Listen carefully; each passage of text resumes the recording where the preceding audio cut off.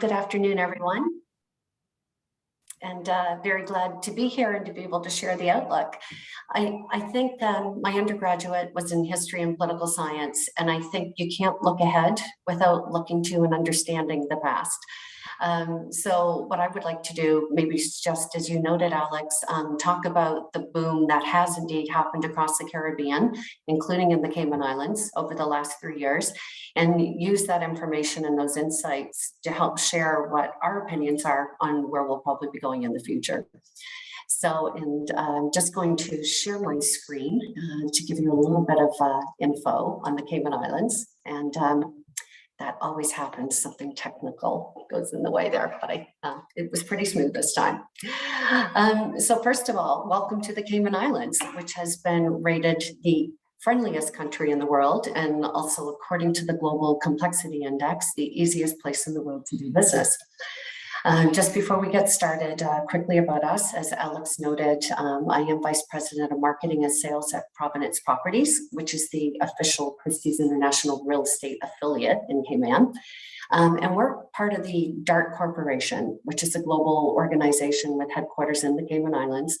We've invested approximately $1.6 billion to date in the Cayman Islands. A significant portion of our portfolio has been invested in real estate. And our team specializes in providing comprehensive services to family offices, high net worth individuals, and strategic companies that are looking to either relocate or diversify to the Cayman Islands. For those of you who have not been to the Cayman Islands before, first of all, we invite you to come. We are now open and look forward to welcoming back visitors to our island now and into 2022. But very quickly, we're located 475 miles southwest of Miami. We are an archipelago consisting of 3 islands, the largest of which is Grand Cayman. We're showing you an aerial view of that on the screen. As you can see on the lower left corner of my screen, we have wonderful airlift from major cities in North America, as well as a nonstop flight from London Heathrow with British Airways. We enjoy a tropical climate year-round, and we have a population of approximately 70,000 people, representing over 135 nationalities. So why have people been buying property in the Cayman Islands? I think if we could summarize it with one word, it's easy.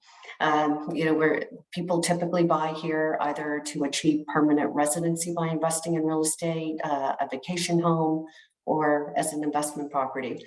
And the reason why we've seen international buyers in particular come to the Cayman Islands for decades, but especially in the last 3 years, has been the ease of access, particularly since our new airport opened in 2018. You can see a picture of that on the bottom left corner of my screen. The fact that we have no restrictions on foreign ownership of property here and no alien landholding licenses are required. Properties can be acquired here either personally or through a corporation. Financing is generally available from all of the major retail banks here for qualified applicants. And lastly, we do have the Torrens system of land registration, which will also be familiar to those people that might be watching today from Canada, the UK, Australia, etc., which generally means that title insurance is usually not required here. So just that easiness of conveying property here and owning it is something that's really attracted the attention of a lot of foreign buyers in recent years. The other reason why people buy property in the Cayman Islands is because it's safe, and it's safe on a number of fronts. First of all, we're a British overseas territory. We have a stable government, the second lowest GDP per capita in the world, very strong credit rating. And, foreign buyers, particularly because of the pandemic, and I think this will continue for the foreseeable future, they're really looking at safety of jurisdiction when they're deciding where to purchase property. Obviously, we're a tax efficient jurisdiction, so we have no corporate income, capital gains, inheritance, wealth, recurring property, or value-added taxes here. That usually does prompt the question of, well, how does government generate its revenue? It has a number of other streams by which revenue is generated. Due to the time we have today on the webinar, I'll save that for the Q&A at the end, or you're welcome to contact me under separate cover. We have world-class service providers, which make it easy to convey and own property here. We have excellent infrastructure, showing you a few pictures. And again, particularly if you're coming from offshore, we know that having access to great healthcare, if you're moving here for permanent residency, education, reliable telecommunications is certainly critical to all of us in this pandemic world. And we have quality real estate offerings. And we have a very high standard of living, low crime rate, ease of achieving anonymity, if that's what you so choose when you live here. And it's really a hub for successful people that are interested in networking and continuing innovation. Last but not least, we have this wonderful tropical year-round weather, and we know that's important for people that want to definitely discard their sweaters or their jumpers if you're watching from the UK, and get rid of those snow boots and shovels, which I'm hearing more and more from friends in the US and Canada, that it's that time of year and they are once again looking south. So how did the market perform? Again, as Alex noted, it did incredibly well across the Caribbean. Cayman, as you can see, recorded phenomenal sales in 2019. These are sales, I should note, that are recorded through our MLS system, CEREBA, the Cayman Islands Real Estate Brokers Association. So this will not necessarily capture sales that have not gone through the MLS. The majority on the islands do, but I do wish to qualify this as CEREBA data. So 2019 was a great year. Of course, we all were a little bit worried in 2020, but look what happened. Despite the fact that our borders remained closed, and they did until November 20th of this year, so less than 2 weeks ago, we not only met but exceeded 2019 sales in 2020. With our borders closed. And that was a great example, as Alex said, of people buying properties sight unseen. In fact, some of the largest transactions in Cayman's history occurred while our borders were closed. Specifically in terms of properties priced at over US $1 million and up, which is what our broker specializes in. On average, there was a 7% variance from the list price to the eventual sales price.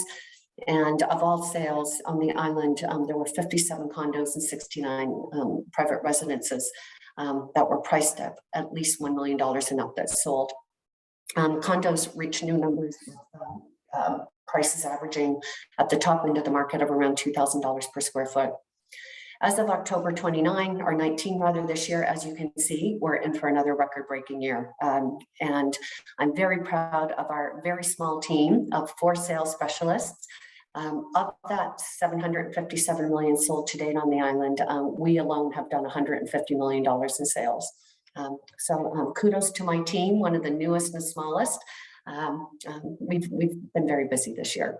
And these numbers do not reflect some pretty cool sales we'll have closing before the end of the year. So what does all that mean? It's very easy, right, to think that things continue to go up, up, up. So what is our opinion? First of all, sales have been driven by strong economic performance locally, and international buyers have also been driving those sales because they're really appreciating the value proposition that the Cayman Islands offers. We're really now seen as a place for innovation and active investment. So we continue to see new companies and diversification happening here that we think is going to continue to drive more people establishing a permanent presence here. And of course, that does well for the property market. So for 2022, our outlook is continued property investment due to inflation. All the economists are largely saying we're in for a period of inflation, and real estate is always one place that we know that investors move when that happens. Interest rates are still low. There's a lot of financial institutions that are now allowing people to borrow against other assets. We expect that to continue going into 2022. As I mentioned, our diversified economy should help hedge against economic downturn in Cayman. So we think, our local market will continue also to drive sales here. What's really probably going to impact us the most on an adverse side will be inventory shortage. Is definitely slowing the pace of sales. So we still have more demand than we do supply. And just because of what's happening globally, market confidence might soften, resulting in some price adjustments or corrections in the market. So in summary, we remain positive. Cayman is easy to access. It's easy to own here. It's easy to live here. It's tax neutral. it's a safe, simple, and sophisticated jurisdiction. And for those reasons, we expect to continue to see the market do quite well going forward.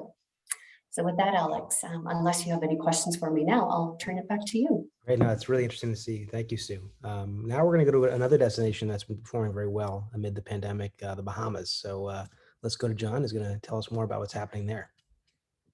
Hi, good afternoon, everybody. Very pleased to be here. Thanks so much, Alexander, for inviting me. I am the president of H.G. Christie Limited, which was actually founded in 1922. So the outlook for 2022 is our 100th year. So we're very excited to still be here and still doing great. The Bahamas has had an incredible run. We're similar to Cayman in that way. I mean, we didn't know what was going to happen in 2020. But we still had a good year. But as soon as 2021 came along, it's like everything just exploded. It was like bam, and all of a sudden people were coming out of the woodwork just like crazy. It was really a fantastic year. We've had a record year, almost triple what we've done even on our best record years of 2018, 2019. And so it's just growing incredibly, and we expect that. Next year, our biggest problem now is that we are running out of inventory, so that means the prices will go up. But we're still seeing a lot of people coming in, a lot of strong demand in the luxury market, and so we think that next year will be good.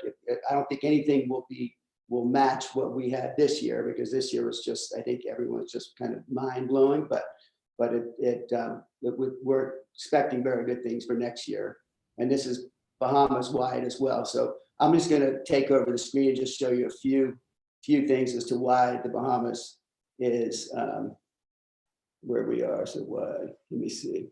Here we are. Okay. Share.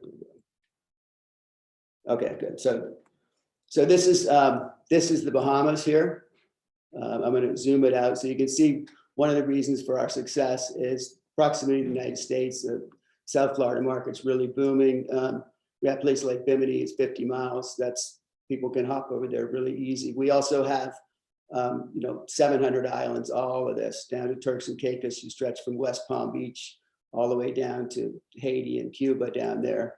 But if I zoom it out, you can see, if you lay out, the size of Bahamas is roughly the same size. All of this is roughly the same size as the whole Southern Caribbean down here, the Eastern Caribbean. And so, but this is all one country. So for people, boaters, when they come here, they can travel all these different islands. You're all in one country, which is a great plus. And we do have 700 islands, and our island market has been truly hot. And last year we've had sales, in the Abacos, 20 million, 7 million, and the Exumas down here, which is, I'll just zoom in. This is our sort of our most famous island destination. Down here is the Exumas. You've got 360 islands right here and about 100 miles long. And this is where a lot of the billionaires and the movie stars and everyone, this is all where they want to be. This beautiful water, famous Exuma water there. And I will just switch over to some of the islands for sale. Just gives you an idea of what there is on the market right now.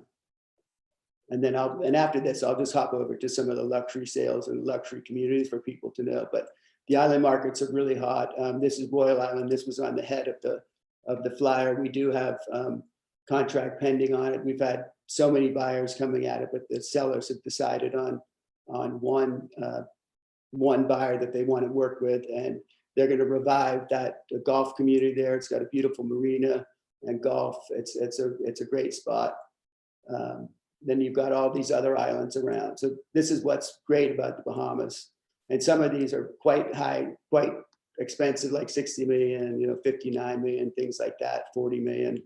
But then you do have some great deals out there. Like this is in the Clove Key and the Exumas, all that pretty water. This is only 18. The Berry Islands is another best kept secret. This is 18 million.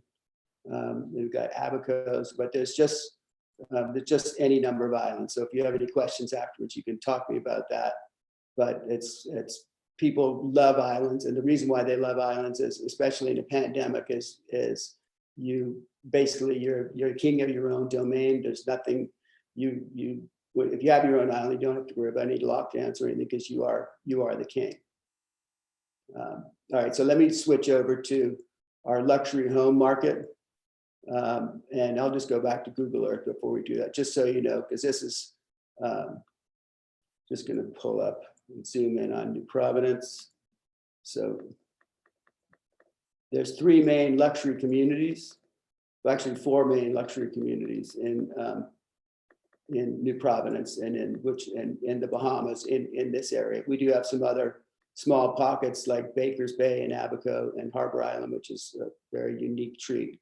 But for Nassau and New Providence, this is our main island here. It's about population about 300,000 people just on the island and about 400,000 for the whole country.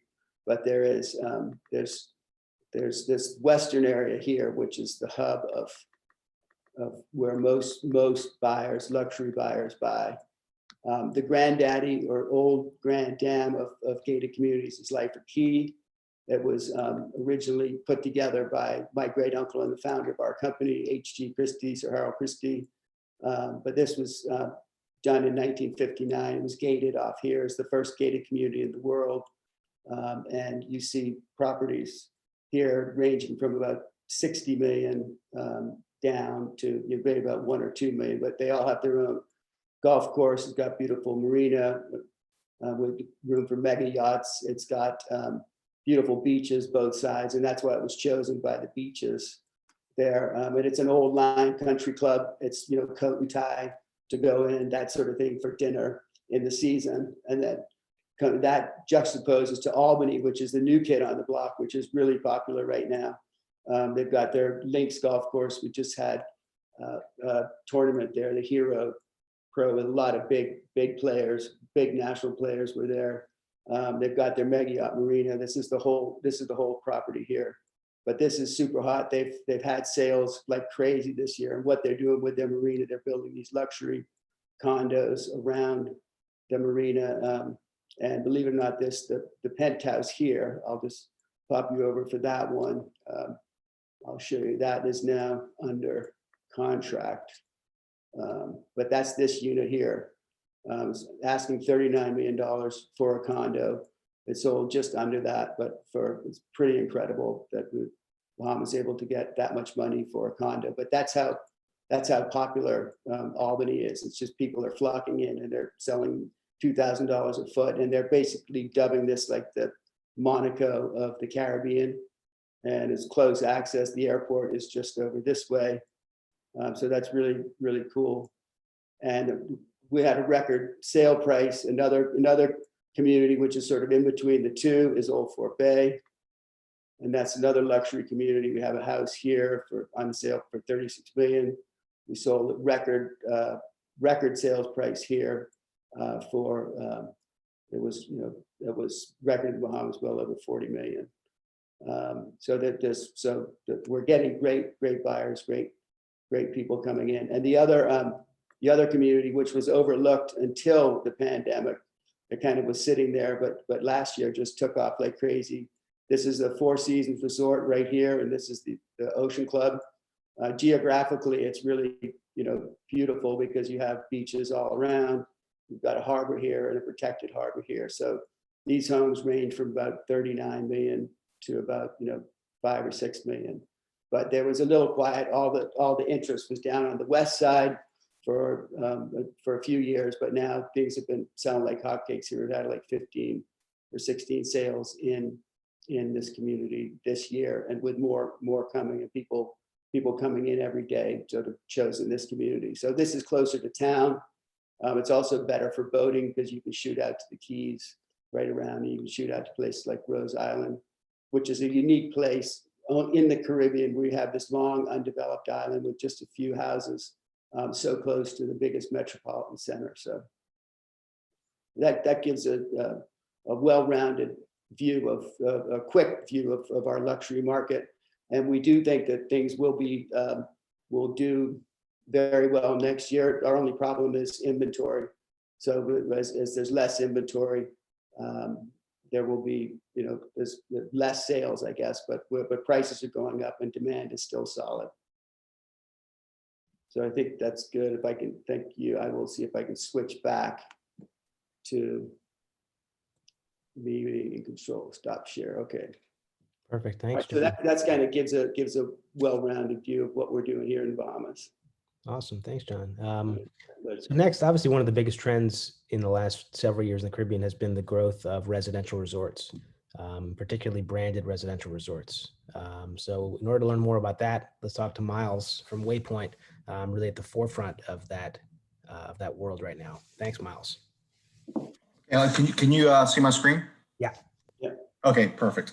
Yeah. So what Alex asked me to speak on today was the I guess continued emergence of branded real estate in the Caribbean. So I'll briefly touch on kind of the growth overall of branded real estate, why we see people buying branded real estate, what the 2022 pipeline is for branded real estate, and then some kind of general comments of how we see the market going forward next year. So a little bit of background about us.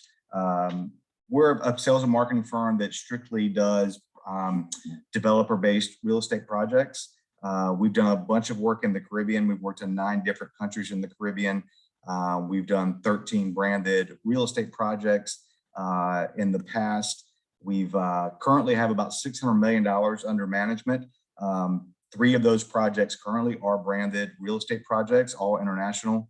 We have the St. Regis in Cap Cana, the Alaya Belize, which is a Marriott Autograph project, and the St. Regis and Los Cabos, which isn't the Caribbean, but is an international branded project that we do have, and a couple more that we should be kicking off in early 2022. These are the locations we've worked in the past. We've worked in several locations in the Bahamas, Turks and Caicos, Cayman Islands, Dominican Republic, Puerto Rico, a couple of different locations in the US and British Virgin Islands, Anguilla, as well as St. Lucia. And this is just a sampling of the brands that we've worked with: Marriott Autograph, Grand Hyatt, Fairmont, Hard Rock, St. Regis, Raffles, Ritz-Carlton, and Waldorf Astoria.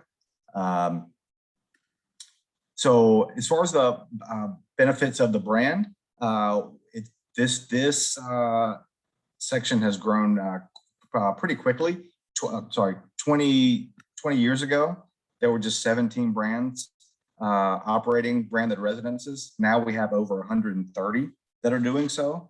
And now it's no longer just your hotel names that you know. It's, you see, Aston Martin, Nobu, other brands coming into the branded resident space. So the number of branded real estate projects has tripled in the last decade, and is expected to increase another 60% over the next 5 years. These are information from Savills and from Elite Traveler.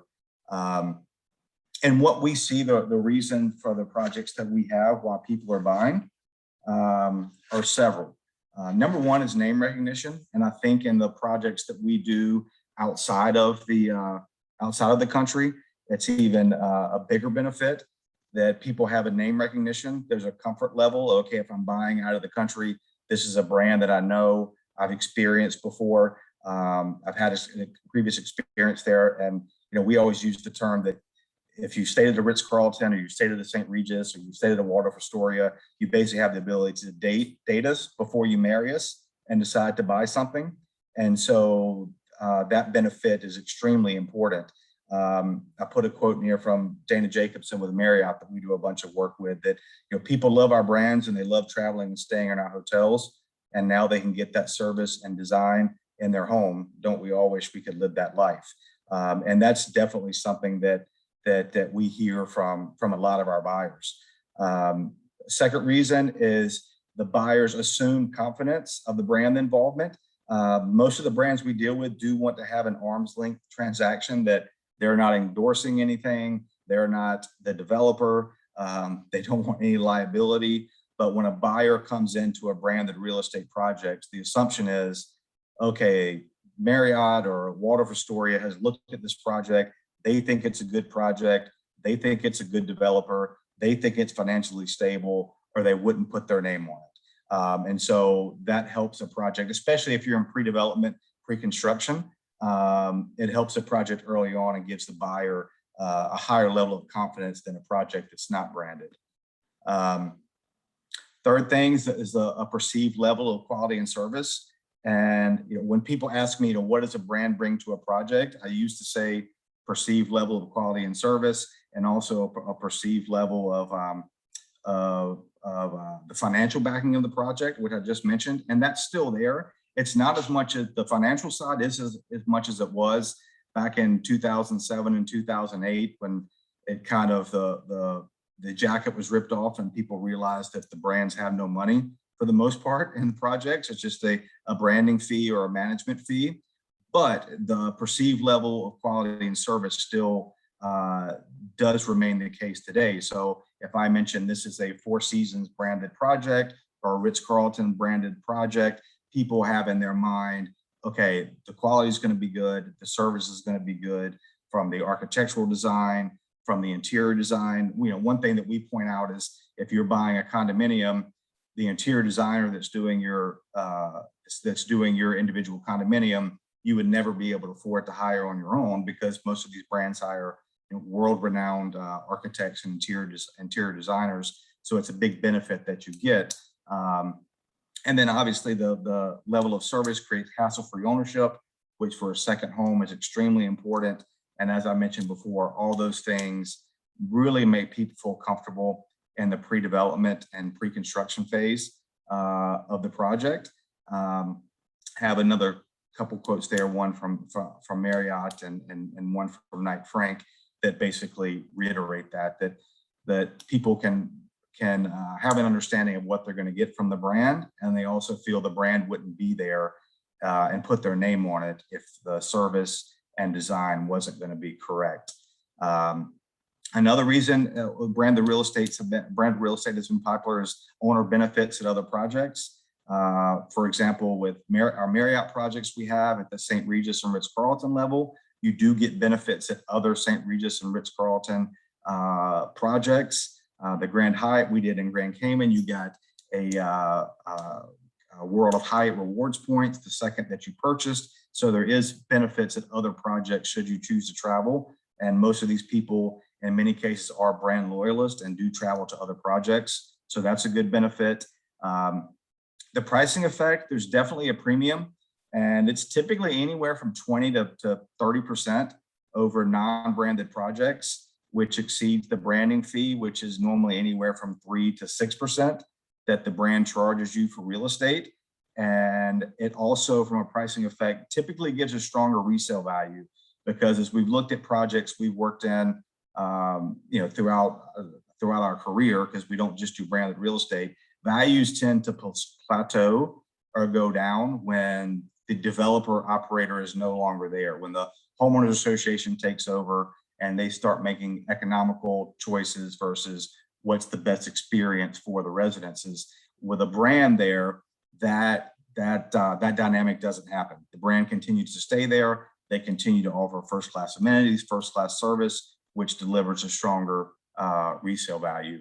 And then from the world that we're in, obviously we do get benefits from the brand for lead generation, for brand loyalists. Like, for example, our project we have in Cabo, there again, not the Caribbean, but we've had 2 people by sight unseen that own the St. Regis in Deer Valley that just wanted to own the St. Regis in Cabo. So we definitely have brand loyalists. The brand also allows us to do e-marketing to their database and be involved in newsletters and things like that. So it helps us in the lead generation component of what we do. A few items of note that can be a challenge that we have to deal with. There's definitely, for the people that are on the call, they're in the real estate world, it's definitely an increased oversight from the brand. Everything has to be approved.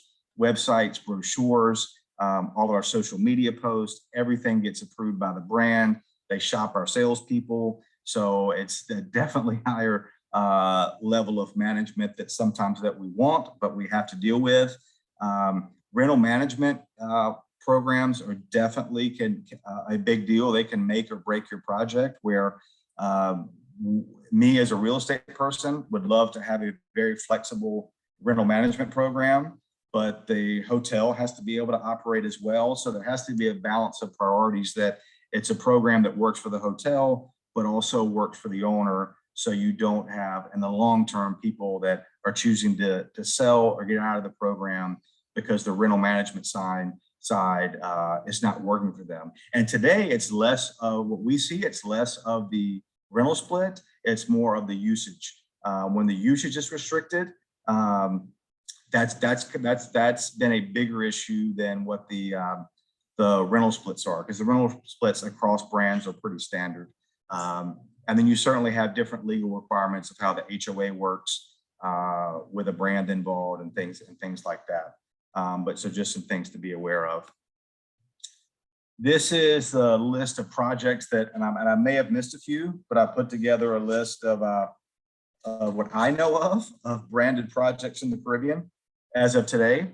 And it's 31 projects that I could add. Here again, I may have missed a couple. And then what I know of pipeline projects for 2022, which is 10 projects for next year. There's others that I know of that they're not ready for public consumption, so I couldn't put on this list. But just with these 10, we're going to see a 32% increase in branded real estate offerings in the Caribbean in 2022, which is great. As far as I know, it's been mentioned a couple times, the challenge of inventory. So there'll be new inventory that's out there, but there also will be, along those lines, more competition that's out there for 2022. And then my last point is just my thoughts on the market for next year. I'm continue to be very bullish, actually, on the next 24 months, not just the next 12 months. And I look at it as my job when we get hired is the sales process. We follow is we generate a lead, we get them to the island, and then we make a sale. So if you look at those three items, our kind of market for leads, I think is still strong. I know in the Caribbean, everything is not just US based, but if you look at the US stock market, the future for that is good. The US housing market has continued to be strong. I put a note in here, Broward County broke their annual home sales record in October of this year already. And I think people, if their market where they live is going good, they tend to believe a lot of the global real estate markets are doing well. And giving, as everyone's saying, how strong all the global markets in the Caribbean are doing, when they see that, they feel comfortable buying, they feel urgency to buy because of lack of inventory and pricing. So I think those two dynamics with the stock market and the housing market will continue to 2022. I think we're also seeing with the migration of potential wealthy buyers, if it's people from New York moving to Florida, if it's people from California moving to Texas, which are both great markets for the Caribbean, that where they have in the past have maybe looked at other locations for second homes, I think will be certainly a benefit to the Caribbean of them possibly looking at the Caribbean to purchase. And then we're definitely seeing a shift in values. And we saw this actually after, I hate to say it, but after 9/11, where people just had a shift in values of time spent with family. We've been putting off buying a second home or a vacation home. Our kids are now 12 and 13. They're going to be gone in 5 years. And so people are making decisions quickly, more quickly than maybe they have in the past. And I think COVID has pushed that dynamic forward in a big way. And then we're also seeing the digital nomads, and not necessarily people that are moving to a country in the Caribbean full time, which some countries have opened their borders to be able to do it, but someone that says, you know what, I'll buy a second home now because I can spend a month or two there versus spend 2 weekends a quarter because now I can work from wherever I want to. There's a stat I pulled from Airbnb that 20% of their bookings through September of this year are for 30 days or more, because people are able to work from wherever they want to. They don't have to be tied to going back to their office. Then when you look at once a lead's generated, to get them to one of our locations, Now, this could change tomorrow with COVID, who knows? But as of today, most of the locations are easing travel restrictions. Cayman was kind of late to the table. Grenada was kind of late to the table with their quarantine regulations, but it's mostly it's mostly becoming easier to travel. Airlift is returning. Dominican Republic, for example, they've doubled routes and frequency in 2021 over 2020. I know Alex published a story, I think yesterday, about the airlift and the tourism numbers for the Dominican. So we're definitely seeing that throughout the Caribbean region. This is a quote from the Tribune in the Bahamas, that hotels are seeing record occupancy over the Thanksgiving holiday, and 1 million visitors before the end of the year is within reach. That's from the Bahamas Tourism Director. So people are traveling, they want to travel. One kind of side note that we have noticed is locations that we're working in that typically had seasonality, we have seen no seasonality, that people have continued to travel in times they would not normally travel. And I think that's just due to delayed plans where people were going to come, and the timing may not be what they expected to, but now they're ready to travel and they're ready to go. So we saw no seasonality in any of the jurisdictions that we're working in. Whether that continues in 2022, I don't know, but I'm glad it happened in 2021. And then when we get to sales conversion, as I mentioned, there's good property on the market now. There's a 32% increase of new property coming to the market. So hopefully there'll be inventory out there to be purchased. So that's all I've got. Awesome. No, that was great, Miles. Appreciate it. So Miles was talking about some of the notable migrations that have been happening. One very notable migration was Corcoran coming to the Caribbean. So we wanted to hear more from Stephanie about that and about the importance, why Corcoran came to the Caribbean and how that's been going so far. Yeah, great. Thanks, Alex. Thanks for having me. And nice to meet you all. And it's an honor to be with you because, frankly, we're the newbies on the block. And so it's fun to be able to share with you a little bit more about the Corcoran story. And so I've learned a lot from all of you already, though, to be honest. And Miles, I'm grateful to go be after you because I love your statistics about the growth of brands. And that's a lot of, I think, my story as well, right? So I've been in the industry for a long time, but I came from a network of independent brokers, and I made the shift in part because I believe in branded residences, and a lot of Miles what you're talking about, and specifically, I very much believe in Corcoran and what we're doing. So I'm going to do the same. I'm going to pull up a quick presentation. So bear with me 1 second here, and I will tell me when you see my screen. Thumbs up. You guys can see. Okay, great. Okay, so for all of the reasons that you all just shared, I think Corcoran beginning to come to the Caribbean, it was just a very natural extension. We're also watching what's happening with the markets and the migration and everything, Miles, you were just talking about in terms of the high net worth consumer and people being able to work from home. And it's driving a lot of second home purchases around the world. And I think there's a really unique moment in time right now because as borders are opening up again, I think we're going to see some pent up demand that we saw early on with the pandemic. I think it's going to happen with international buyers as people are beginning to travel again too. I have a couple of videos in my presentation. So I'm going to show a quick one now, just in case you guys don't know anything about Corcoran, just a little commercial for Corcoran. Corcoran knows big cities. We know small towns too. Beachyburg, Mountain Hamlet, Exotic Island. We know them all. Where the water's fine and the grapes make wine and the desert sands shine, you're sure to find a Corcoran sign. We're thousands of local experts, backed by one of the most trusted names in real estate. So whatever home looks like to you, you can be sure that Corcoran sees it too. Corcoran, live who you are. So I think that just encapsulates really quickly a little of who our brand is. But just so you know, we are all part of Realogy, and Realogy is the largest residential real estate company in the country, in the U.S. I almost said world, and we're a collection of brands. So big believers in brands. We're Sotheby's, Coldwell Banker, Century 21, ERA, Better Homes and Gardens, and Corcoran are all under that umbrella. So very similar to like a Starwood that has a suite of brands. And Corcoran has been part of the Realogy brand for a long time. Realogy collectively with all of those brands has over 320,000 agents around the world and over 2,000 affiliates or franchisees. I refer them as affiliates. So, but it's a really very large organization. And but the nice thing about Corcoran is it's sort of a small, it's got the heart of the small with the power of the big. We like to say. We are number one in Manhattan, and the Corcoran brokerage business has been around really since 1973. So a long time. Many people know Barbara Corcoran because she's on Shark Tank, and she did found the company, but she sold it back in 2021 to Realogy. And Pam Liebman, who is our CEO, has been running the company ever since, and she was there long before that. And she's a dynamo in the industry.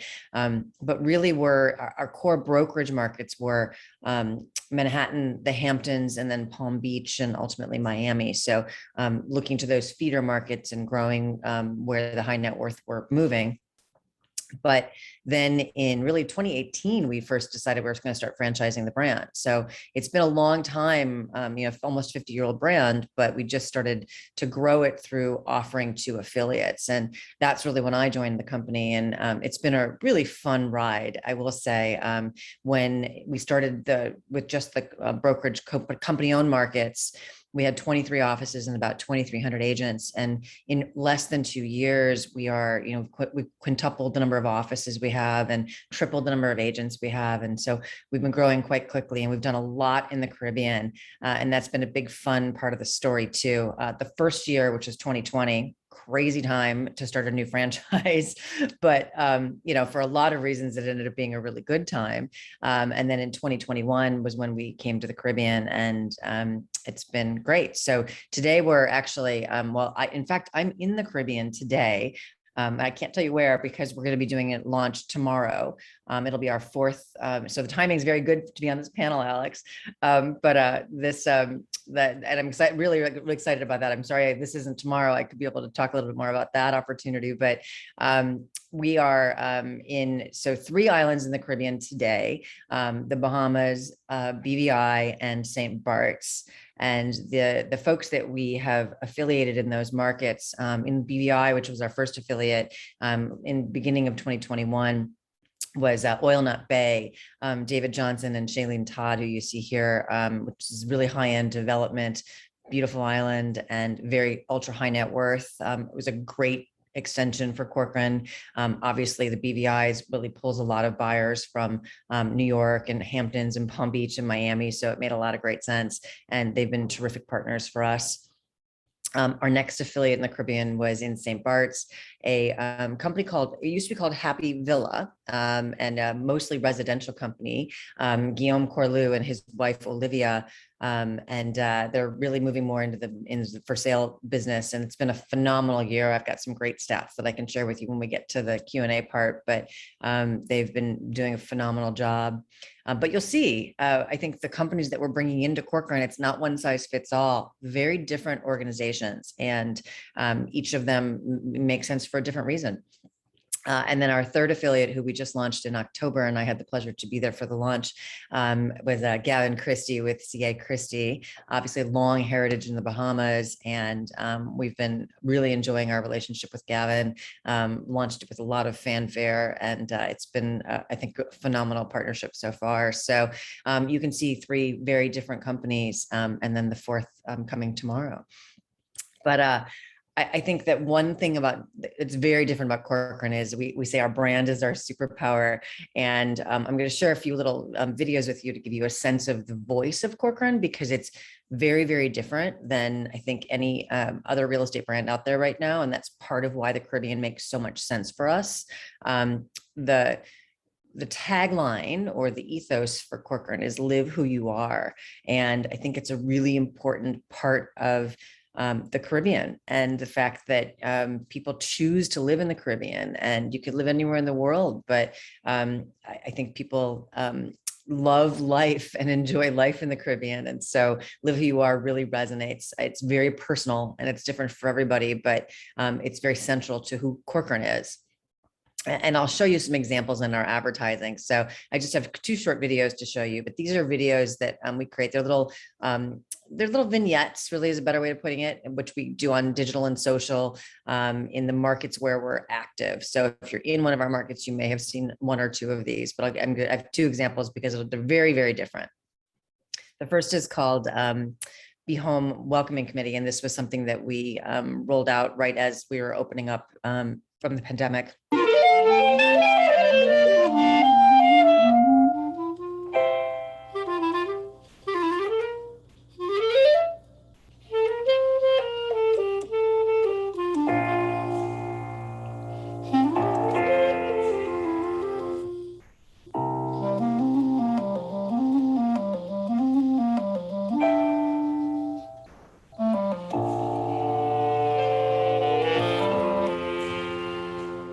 And this is really part of our larger Be Home campaign. I should have mentioned in the Be Home campaign, which is great because it was something that we were already running long before the pandemic. But we had this campaign called Be Home, and it really is all about the moments in your home that you're most yourself and most intimate. But this next one will give you a sense of the Cork and the Live Who You Are-ness of the Corcoran brand. This was shot in Hawaii.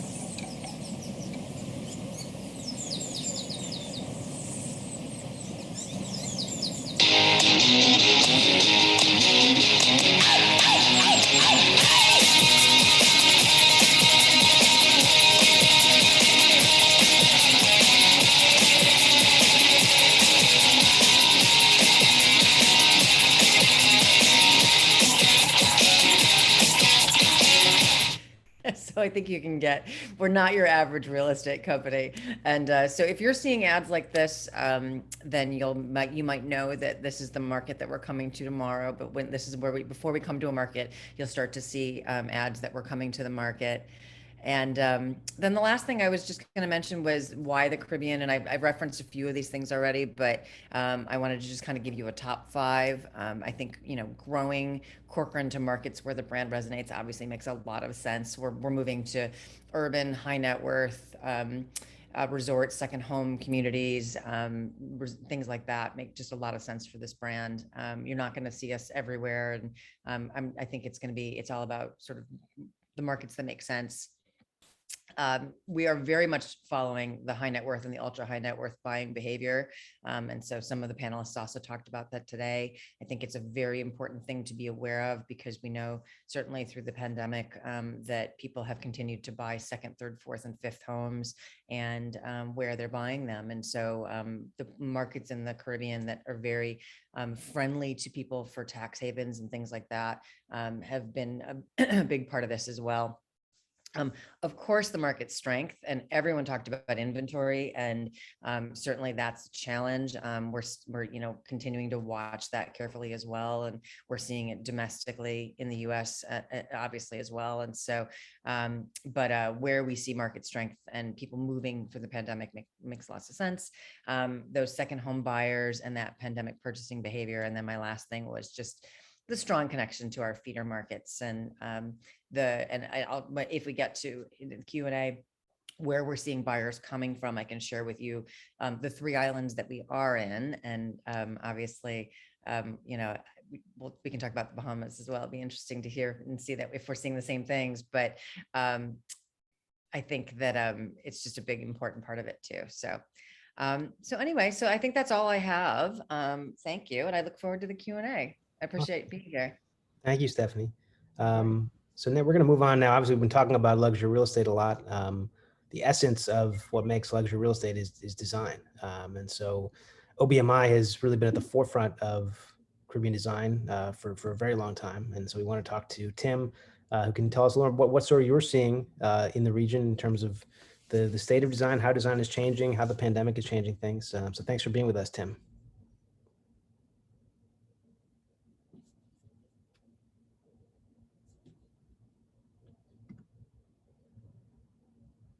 I think you're still on mute, Tim.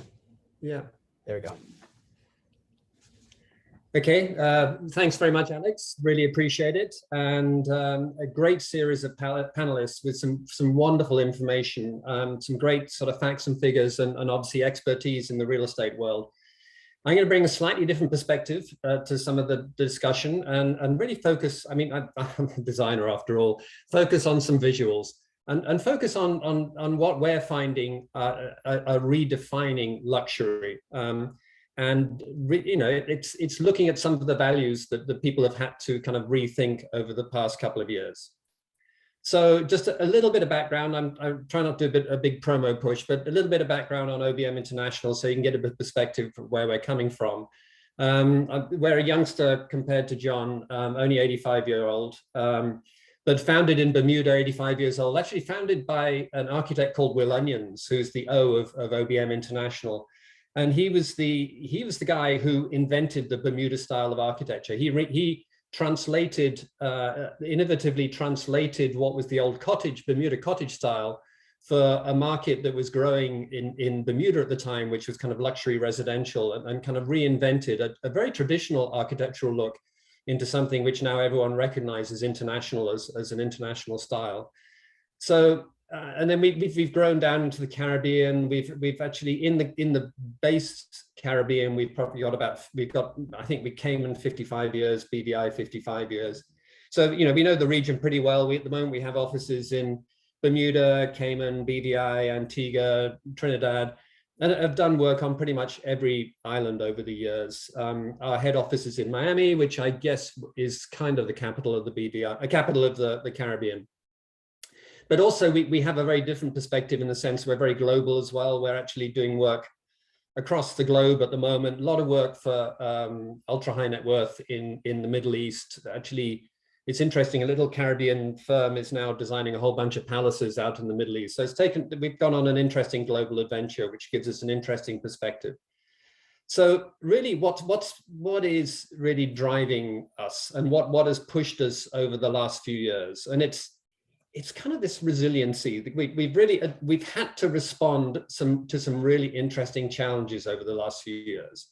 Obviously, front and foremost, we have COVID, and that's a kind of bit of an ongoing saga which we're dealing with. But it's something which has put a phenomenal amount of kind of stress on us as individuals. And then we're looking at kind of the whole issue of climate concern, global warming. Everything's been pushed through in COP26, and we know it's really becoming a significant issue for all of us and our kids. And it's pushing us in a really interesting direction. It's saying, what are the values in our life nowadays? What do we really want? Where do we want to be? And all of that's reflected in all of the things that John was saying, that Sue was saying, that Stephanie and everyone. It's really trying to work out, okay, where do you want to spend your life? Where do you want to escape to? God, the Caribbean is pretty darn appealing from that point of view. It's a phenomenal market for the luxury sector. This beautiful turquoise water. The opportunities to do something really interesting here are just absolutely stunning. I mean, do you want to be on that little paddleboard heading out to your island? It's just the opportunities and the scale of variety of opportunities. Obviously, look, I'm here pointing at extremes, but it's very easy to live in the Caribbean and be 100 yards from the beach. It's a phenomenal environment, and it also has all sorts of lifestyle issues that you can translate into your life, which is kind of takes you in. It brings totally different qualities of life and that real sense of escape and work from anywhere. Actually, this is a bit of an extreme sense of escape. We're actually looking at potentially an underwater house, but hey, it's escape, but albeit extreme. And then there's some interesting kind of stylistic issues we're looking at in terms of dealing with values that are coming through that relate to a sense of authenticity and kind of a sense of belonging and a real relationship with context. Obviously, what you're seeing in the background here is Bermuda, which takes it to the extreme in terms of kind of authenticity. then we see in other parts of the Caribbean, I mean, I happen to be sitting in the Cayman Islands at the moment, this real push towards this kind of international style, you know, and you kind of question, I mean, these are all buildings we've designed, so I have to question it with an interesting perspective. But you have to question, you know, its relationship to context in certain ways, you know, but you know, it is something which in the higher end of the market is very very attractive at the moment, and you know, we have to deal with it and still translate this kind of international style in a way that can be really relevant to its context. And sometimes that's by using certain materials that work well, you know, obviously the local stone, et cetera, working with wood, all sorts of ways where you can create this sense of international presence in something which becomes a little bit more local. Stephanie, I think you recognize this as Oil Nut Bay, but which we've obviously done a lot of work at over the years. But it's you know, doing something which has that presence. But still has some relationship with context. And then you move to something which becomes much more contextual and much more related to that sense of Caribbean. You know, where obviously you're working with elements of the traditional architecture, sometimes reinterpreted, and sometimes with strange kind of quirks added in, like the observatory here we have on the roof. So, I mean, again, why do you come to the Caribbean? That beautiful sense of place, those beautiful night skies, let's immerse yourself in it with your observatory. So it's, and then there's a sort of a slight blend of you know, of the sort of the international with the more contemporary interpretation of the Caribbean feel. So it's fun. There's a wonderful spectrum that we can work with here that you know, allows for all of these adventures. And then what we're seeing also with a lot of our clients is okay, how can you deal with these two architectural approaches and bring it back to nature, bring it back to something which also has a very strong relationship with the natural environment. And as I say, it's taking us in all sorts of different ways, different feelings, different experiences for our clients, whether it be, you know, from an interiors point of view or from the external fabric. So it's a really fun adventure at the moment. I think, you know, there are so many opportunities for in terms of design, which are also relating to those values and those kind of real feelings that people are looking for in terms of that sense of escape. You know, it's again, it's taking those digital nomads and immersing them into their context. And again, part of that is all about experiences. You know, how do you create that sense of arrival to be something which is more than pulling up in front of a double garage? It's something which really has a true sense of arrival and reinforces some of that sense of escape.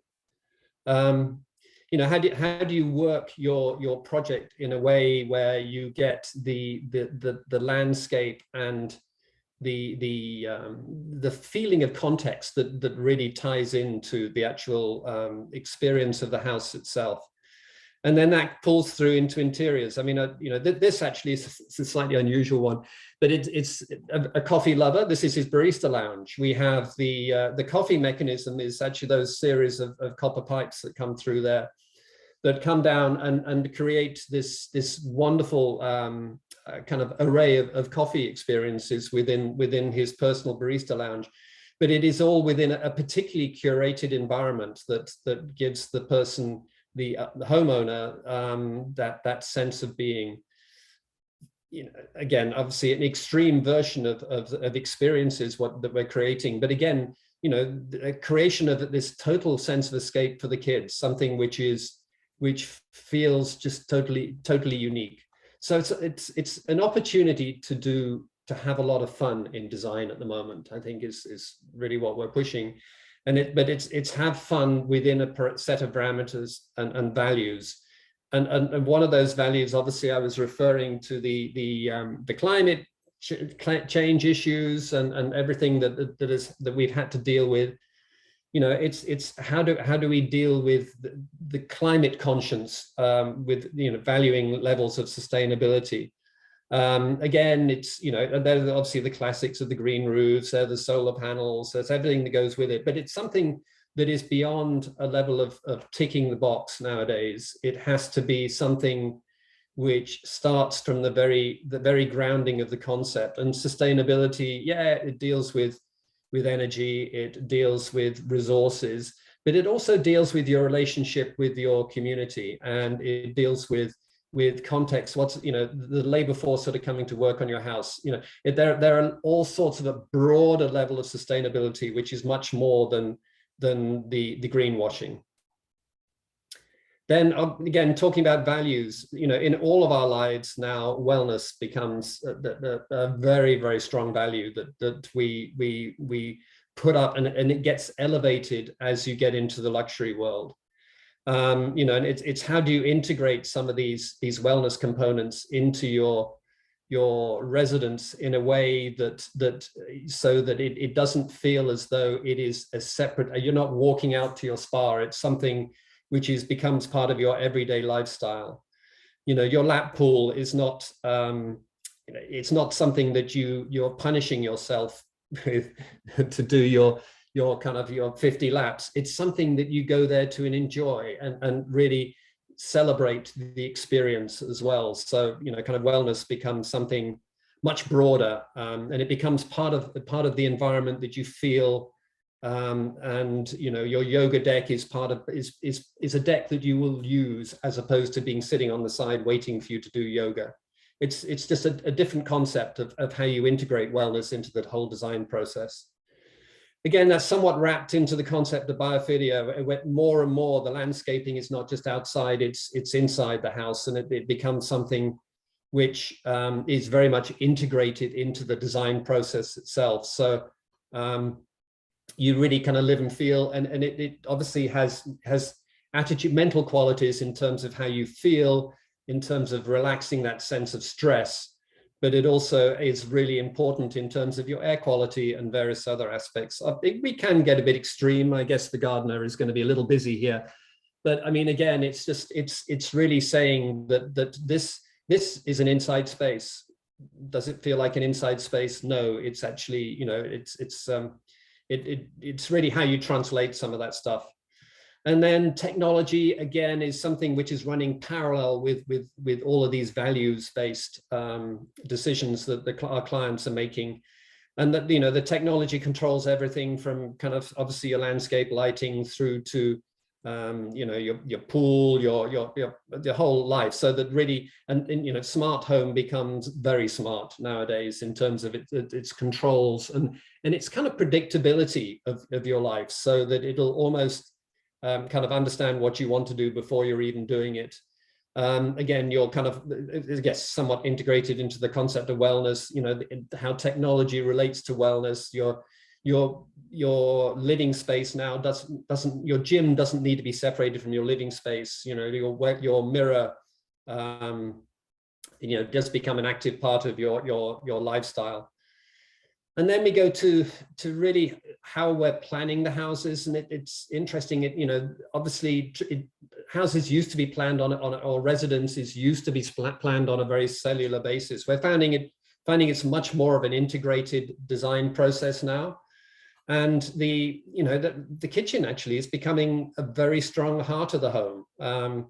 It's a place where you celebrate the art of cooking, you celebrate it as a social event. So that it's somewhat taking you back to those values where you're really sharing your life with the people you're sharing your house with, so that it's not separating getting shut away in the kitchen. It's you're really pulling your life together as part of a kind of shared existence. Home office, we've had to deal with it all. How many of you are kind of sitting in your spare room, converted to home office, and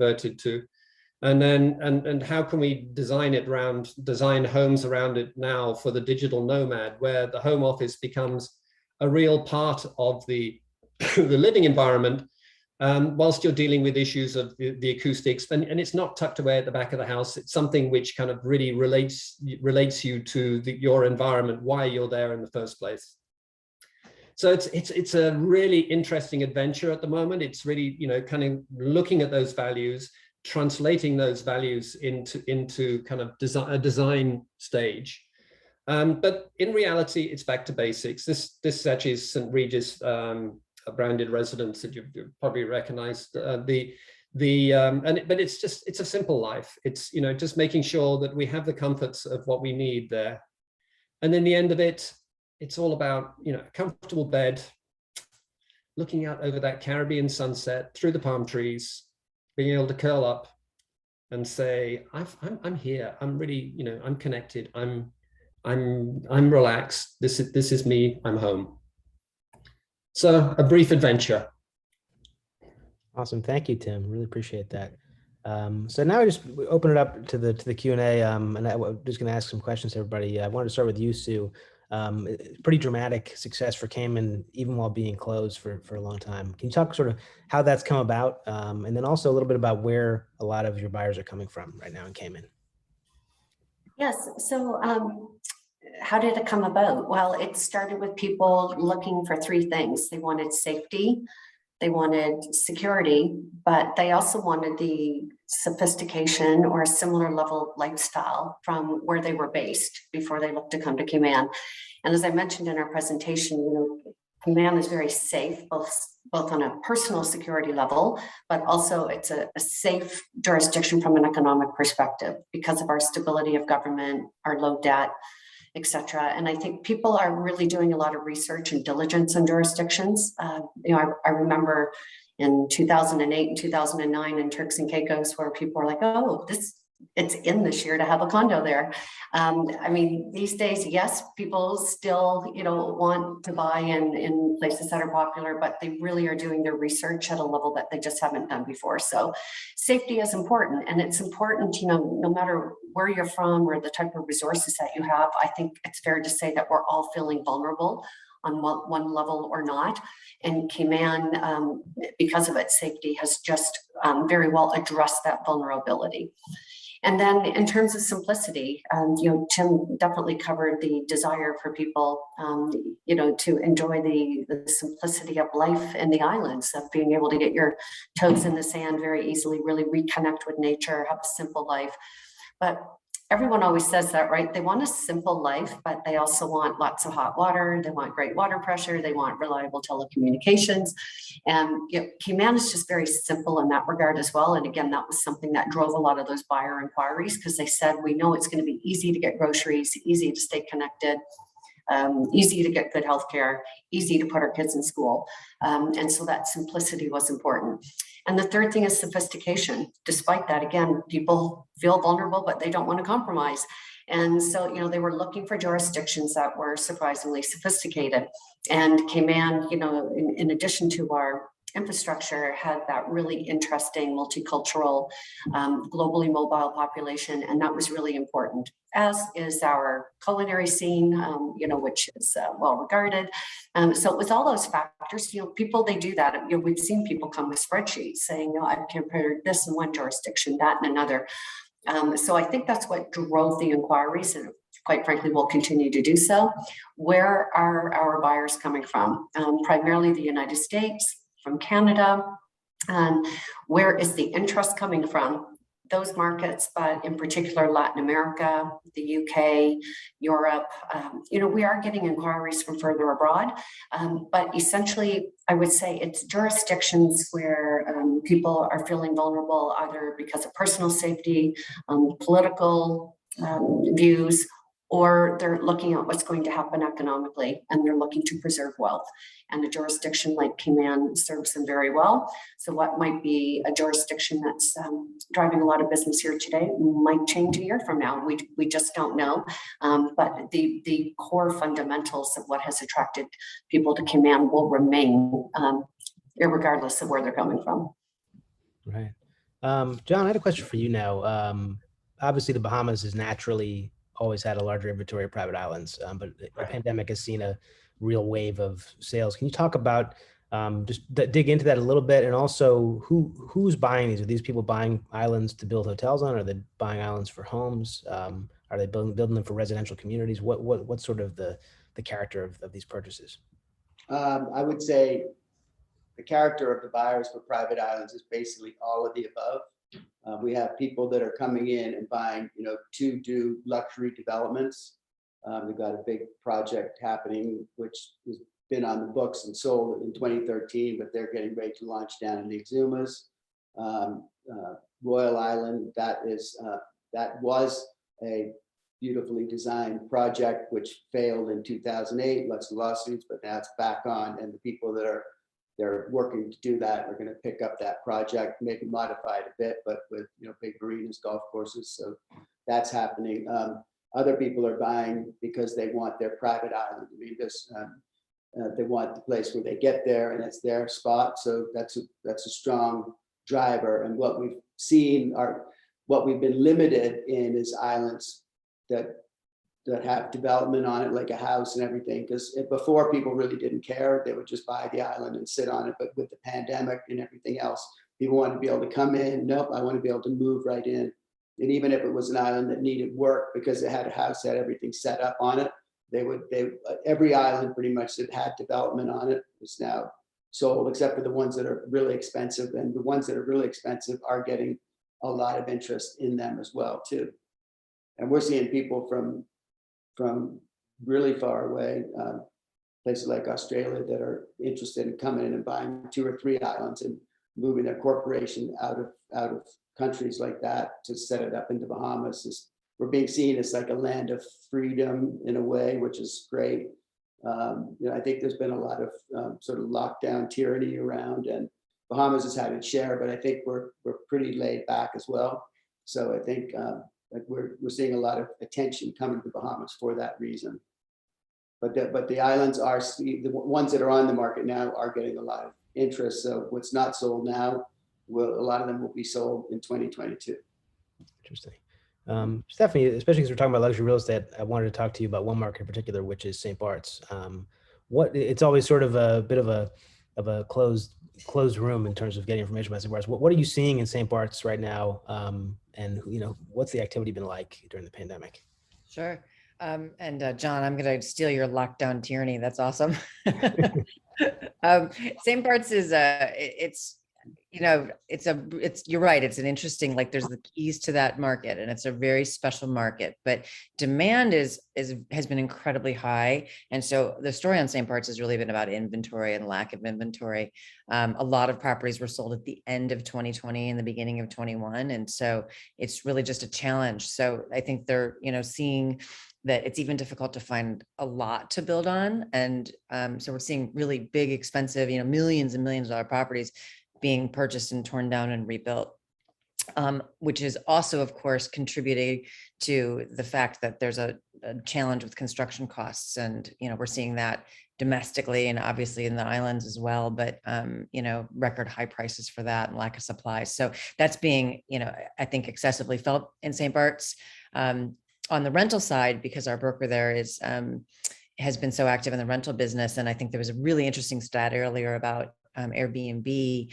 I think so. In November 21, they saw a 60% increase of visitors to rental visitors versus 2020, and a 25% increase versus 2019, which was a record year. So there's a lot of rental business happening, and part of it's because people are rescheduling. But I think there's an expectation there's going to be a really strong rental season in 2021 and 2022.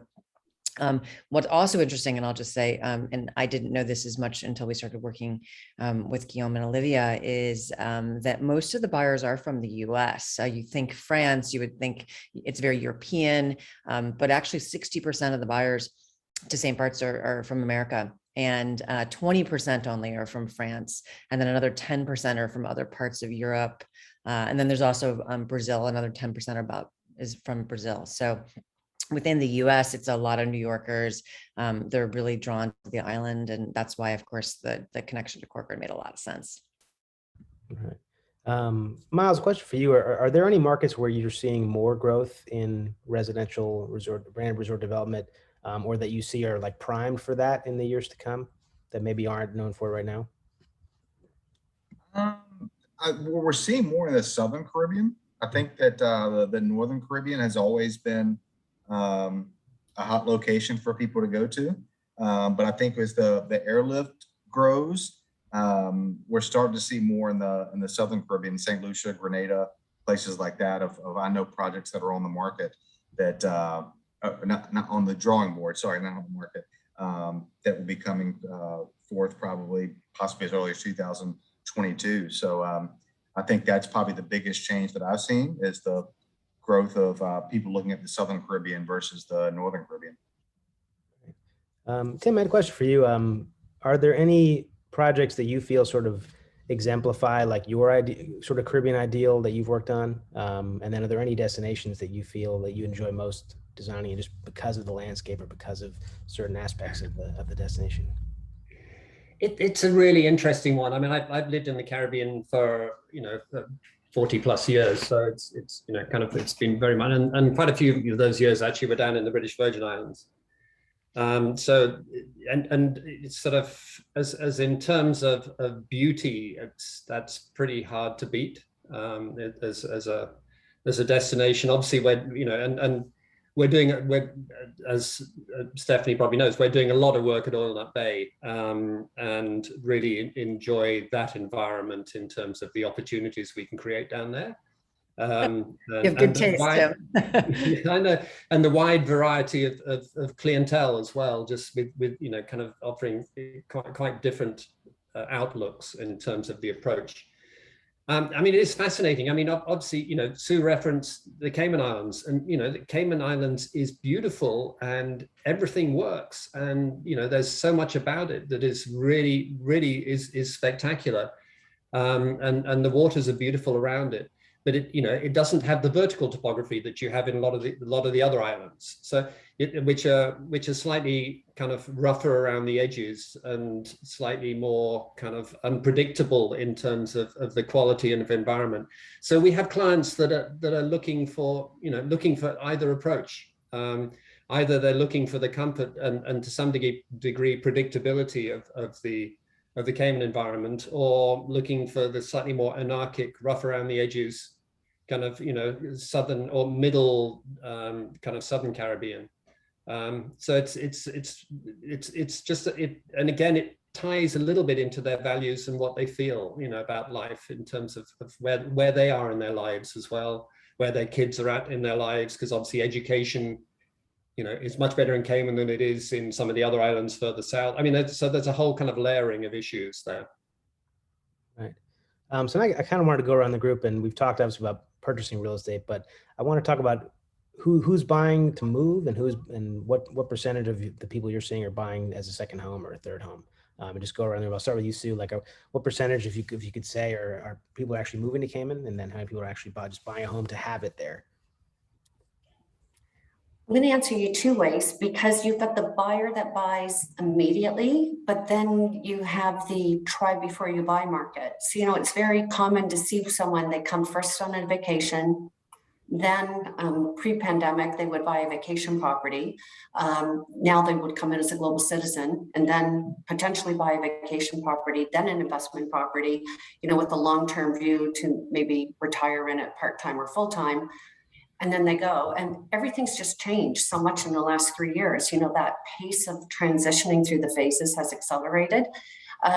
So, I mean, off the cuff, because we specialize primarily in that 1 million plus market, which is also really in Cayman dollars, that's the minimum investment threshold to establish permanent residency here. I would say offhand, 50% are buying to live here full time, and 50% will tell us that they're buying, for vacation or investment home purposes. But again, we had a client who bought saying it was going to be a vacation home, and we're here 6 weeks, and she called me up and said, how can I get my child into school here mid-year? Right? We love it. We're going to make it permanent. So I think the trend you're going to see going forward are more people buying for permanent residency for all the reasons we've all spoken about. People learned how to work anywhere in the world because of this pandemic, and I think that's going to change the buying patterns I think it's going to be the reverse. You'll find places like Cayman become their base, and they'll buy a vacation home in Colorado, or they'll buy a city weekend getaway condo in New York. So I would not be surprised to see that reverse pattern start. I think it's interesting just leveraging on that. When we're talking about this level of luxury market, the vacation home is sort of different. It's another of their homes rather than necessarily a vacation home. So it may be somewhere where they spend a third of their life, a third of their year, and they spend a third of their year up in the Hamptons or wherever, and they spend a third of their year somewhere else. So it's not necessarily a vacation home in the traditional sense of vacation home.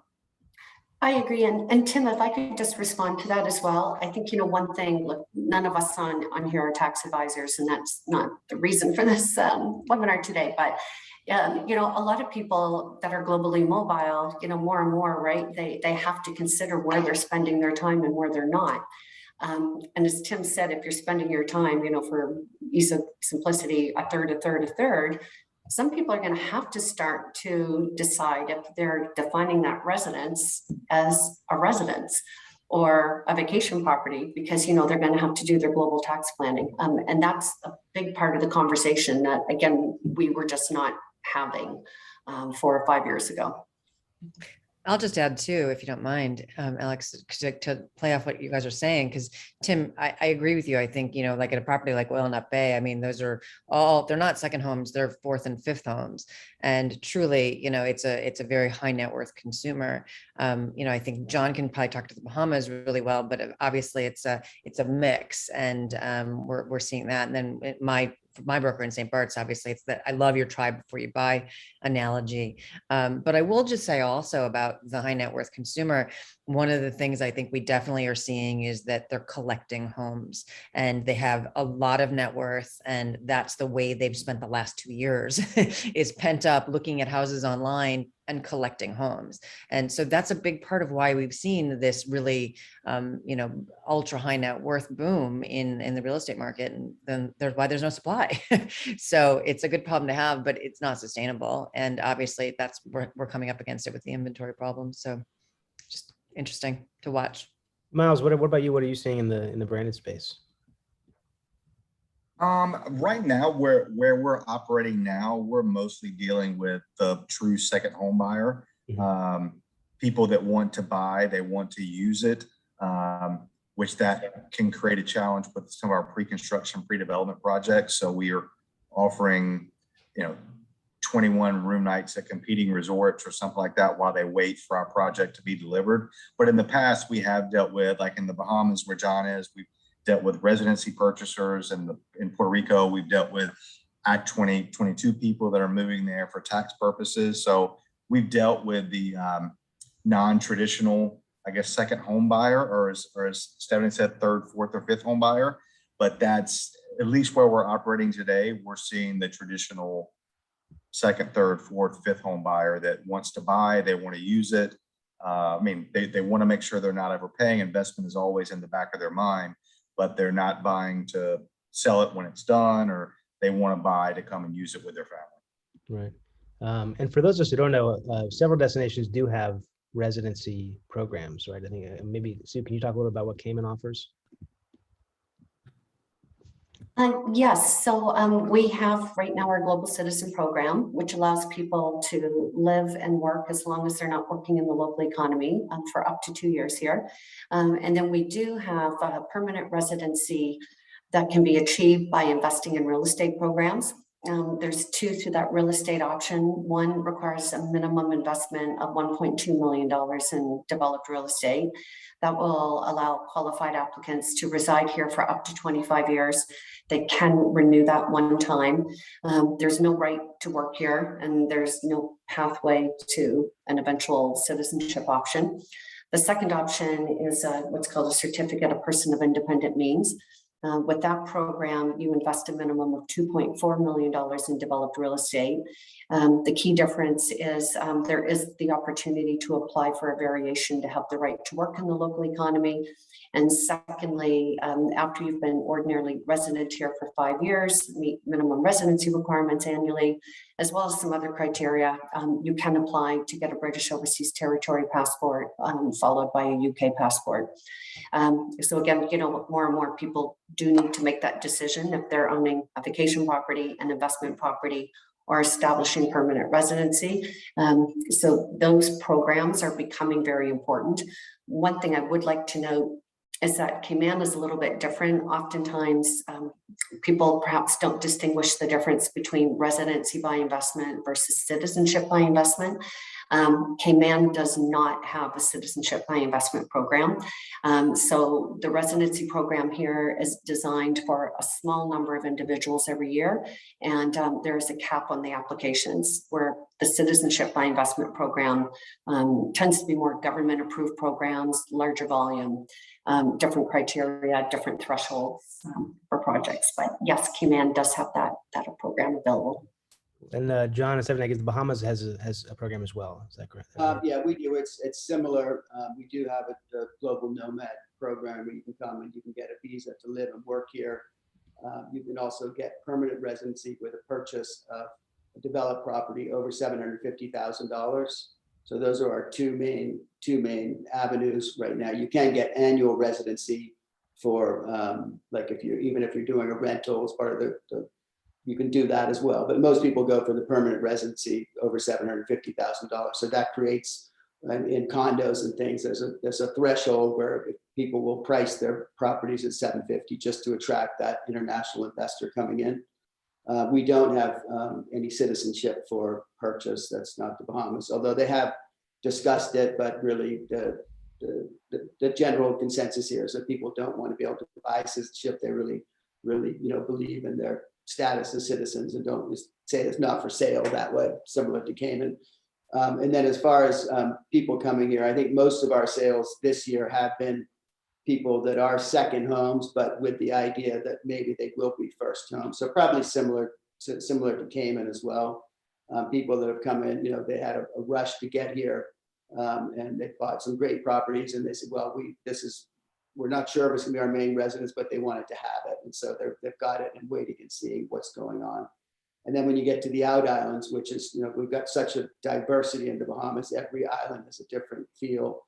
But in the Abacos, Eleutheras, the Exumas, probably most of those would be strictly vacation homes where people aren't planning on being there forever, but they do rent them out, and it's a great investment for them, and they love coming there. One question that a lot of people have been asking is sort of what's been the biggest adjustment in the actual sales process, or what's been the biggest change to selling real estate in the pandemic? I just want to put this to the group. Like, if you had to pick one thing that's changed the most about the process, what would it be? People buying sight unseen, I guess that's us, yeah.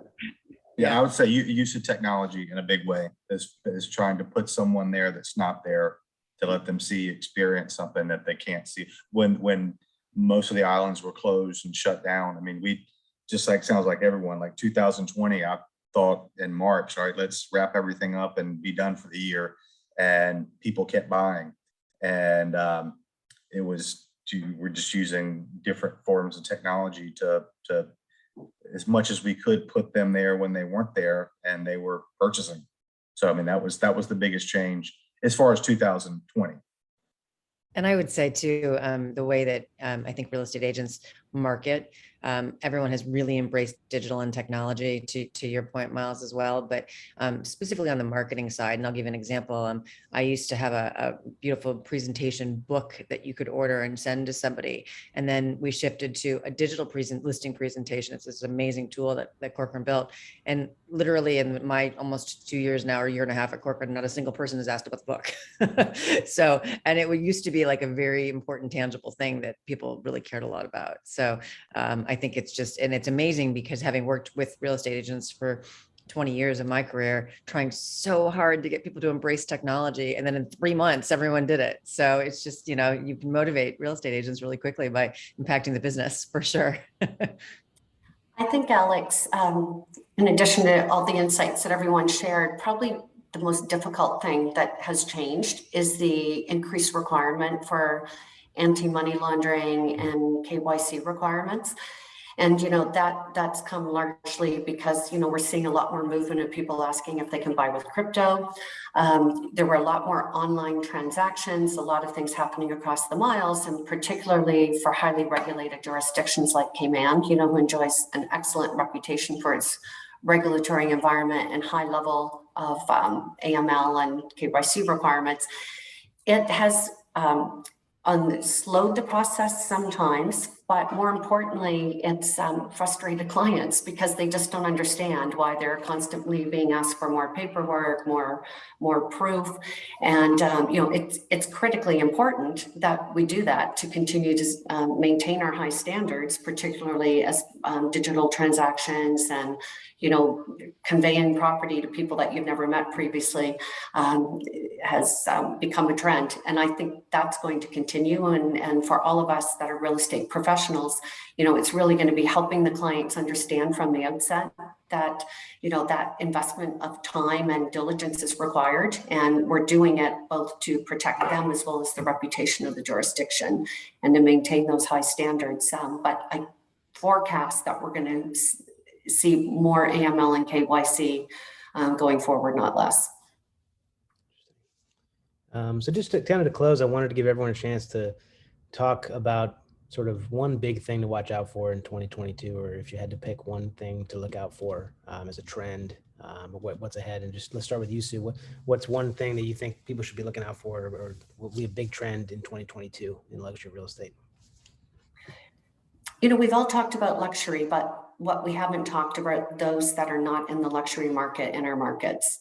And I think as we all continue to help promote our jurisdictions, we also have to be cognizant of the impact that luxury real estate has on the affordable housing sector in our markets. I think we have to look at the impact that this has on the environment. There's a lot more conversations happening around the world, not just in the Caribbean, of the impact of continued rapid pace of development of luxury housing and what that does to the overall housing market for generations to come. Our company is very mindful of the environmental impact of development. I think Tim probably is having those conversations more and more, in particular with his clients, in terms of the impact of development. So I think that's going to be a big conversation going into 2022, is the impact of luxury real estate on the environment and on housing prices. John, what about you? Well, we're seeing an interesting phenomenon this year, which I think will continue next year, is that we're having private banks moving in that specialize in digital currencies. Large, they're coming in, and they're, one or two banks are coming in and buying up massive amounts of property, to house their workers and just be there. And that has a knock-on effect. We have other people that fund managers and people that are very well off in their own right that see these guys doing it and they go, well, if they're doing it, then I want to do it too. So they're coming in and wanting to buy where these guys bought. So I want to buy there too, because they know that's going to push up in value. So I'd say that's going to be a big thing to look out for in the Bahamas. Miles, what about you? What do you see for 2022?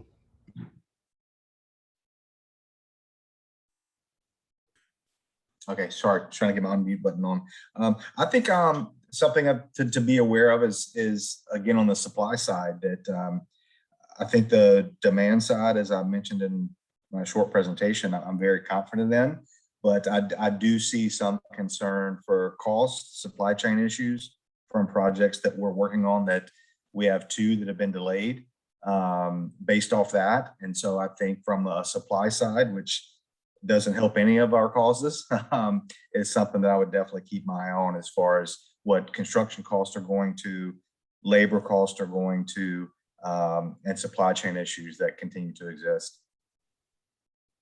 Great. Stephanie? I'm going to say 2, because I think the inventory one that I mentioned earlier, I think is just something to continue to watch. And in places that do still have inventory, enjoy it while it lasts. But I also would mention crypto. And I think, ironically, on my flight in yesterday. I was sitting in front of a guy who was coming for a crypto conference, and I heard all about crypto for an hour. And but interestingly, we're changing the Corcoran website to add the ability to see a property in what it would cost in crypto, and we're just getting more and more requests for it. So I think is it going to take over and become this, the preferred currency? I don't think so, but I think more and more people are going to be embracing it. It's to become more mainstream, and it's going to affect the real estate industry as more people get into the industry too. And that's maybe another third quick one I'll just get in here too, to John, your point about the institutional investors. As the market has remained so hot, and it's a sector that has remained strong through the pandemic, I think more and more people are seeing it as an opportunity to get in. And so we're seeing more and more competition from banks, from other organizations and institutions, both as buyers and then sellers. And so there's all this disruption and consolidation that's happening in the industry. And I think it's just going to accelerate in 22 for sure. Interesting. And Tim, I'll give you the last word. Stephanie had three. I'll see what I can do.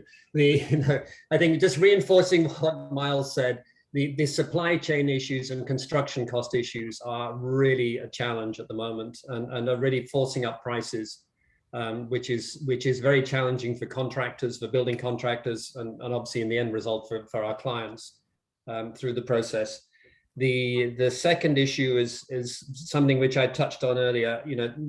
Our clients' values are becoming so very important nowadays, and this whole issue of climate change and sustainability is something which will be driving much of the design solutions as far as we're concerned. And all of our clients come in with some level of conscience, whether they want their house to be totally energy independent or whatever. It's something which they feel very strongly about.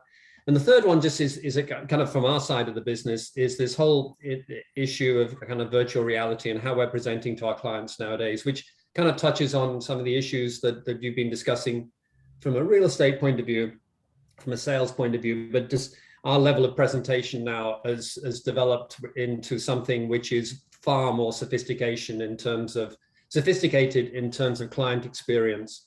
So that and it's with the upper end clients, it's becoming an expectation. The use of VR goggles, being able to walk them through the house before or as it's being developed as a concept.